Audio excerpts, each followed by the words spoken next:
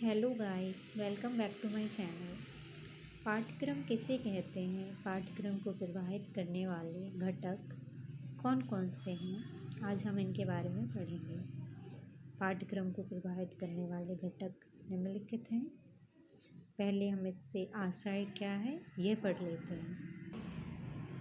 पाठ्यक्रम का आशय है, अंग्रेजी भाषा में पाठ्यक्रम के लिए कैरिकुलम शब्द का प्रयोग किया जाता है, परंतु कैरिकुलम लैटिन भाषा का शब्द है जिसका अर्थ होता है दौड़ का मैदान।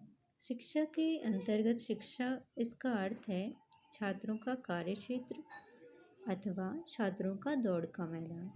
यहाँ पर दो शब्द दौड़ तथा मैदान प्रयुक्त किए गए।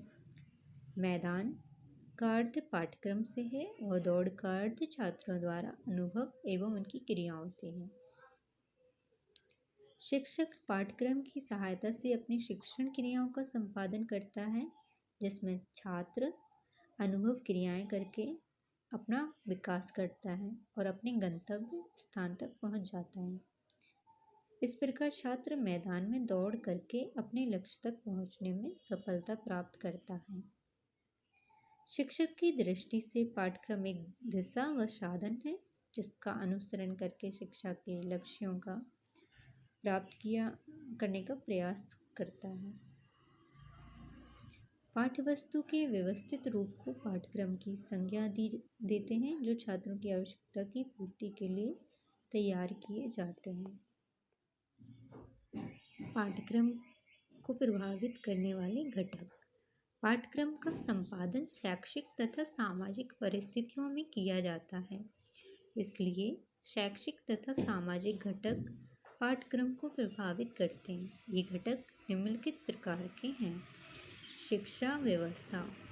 शिक्षा के इतिहास से यह विदित होता है कि अतीत काल से ही शिक्षा व्यवस्था और पाठ्यक्रम का गहन संबंध रहा है और एक दूसरे से को प्रभावित करते रहे हैं।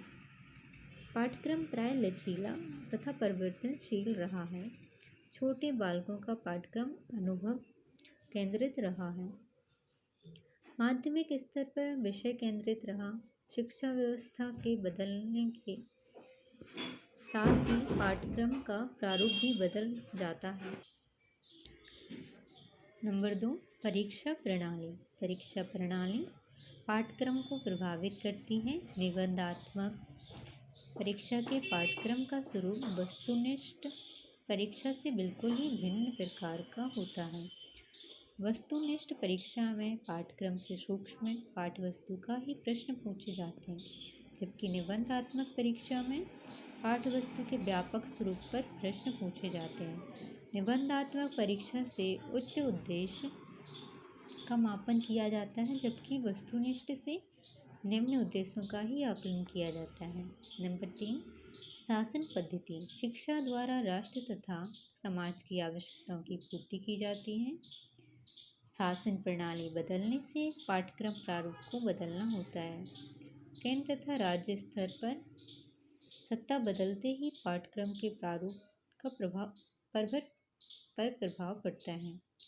पाठ्यक्रम के विशिष्ट प्रारूप को केंद्रीय सरकार प्रभावित करती है। रूस में शासन सत्ता बदलने से पाठ्यक्रम का प्रारूप बिल्कुल ही बदला जा रहा है। भारत में राज्य या प्रदेश द्वारा व्यवस्थित की जाती है, इसलिए शिक्षा को कोई राष्ट्रीय प्रारूप नहीं है। सभी प्रदेशों में पाठ्यक्रम के प्रारूप विभिन्न स्तरों पर अलग अलग हैं। नंबर 4, अध्ययन समिति। पाठ्यक्रम के प्रारूप का निर्माण अध्ययन समितियों द्वारा किया जाता है। विभिन्न स्तरों पर अध्ययन समितियों के द्वारा पाठ्यक्रम का निर्माण तथा सुधार किए जाते हैं। अध्ययन समिति के सदस्यों की समझबूझ तथा अनुभवों द्वारा ही पाठ्यक्रम के प्रारूप को विकसित करते हैं, इसलिए इन सदस्यों की अभिरुचियों, अभिवृत्तियों तथा मानसिक क्षमताओं का सीधा प्रभाव पड़ता है। साधारणतः अध्ययन समिति के अध्यक्ष ही पाठ्यक्रम का प्रारूप बनाते हैं और उसे बदलते हैं। अन्य सदस्य मात्र अनुमोदित ही करते हैं। 5वां है राष्ट्रीय आयोग तथा समितियां। शिक्षा सुधार और विकास हेतु राष्ट्रीय स्तर पर आयोग तथा समितियां गठित की जाती हैं। भारत में स्वतंत्रता के बाद से अनेक आयोग तथा समितियां गठित की गई। उन्होंने विश्वविद्यालय, माध्यमिक तथा प्राथमिक स्तर पर सुधार करने के लिए सुझाव दिए और उन सुझावों को लागू करने का प्रयास किया गया, जिससे पाठ्यक्रम के प्रारूप को भी बदलना पड़ा। राष्ट्रीय शिक्षा नीति में व्यावसायिक शिक्षा को अधिक महत्व दिया है, इसलिए माध्यमिक स्तर पर व्यावसायिक पाठ्यक्रमों का प्रारूप विकसित किया गया है। शिक्षा के आयोगों तथा समितियों के सुझाव के आधार पर ही पाठ्यक्रम का प्रारूप प्रभावित होता है। नंबर 6, सामाजिक परिवर्तन। सामाजिक परिवर्तन में आर्थिक भौतिक परिवर्तन की गति अधिक तीव्र है, इसलिए ये आर्थिक तथा भौतिक परिवर्तन के पाठ्यक्रम को प्रभावित करते हैं। विज्ञान तथा तकनीकी ने सामाजिक जीवन को अधिक प्रभावित किया है, इसलिए व्यावसायिक पाठ्यक्रमों के साथ तकनीकी के प्रशिक्षण आदि संबंधी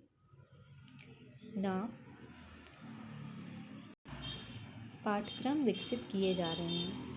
शिक्षा के अंतर्गत दूरवर्ती शिक्षा प्रणाली का विकास हुआ है, जिसमें माध्यमों तथा संप्रेषण विधियों को विशेष महत्व दिया जा रहा है।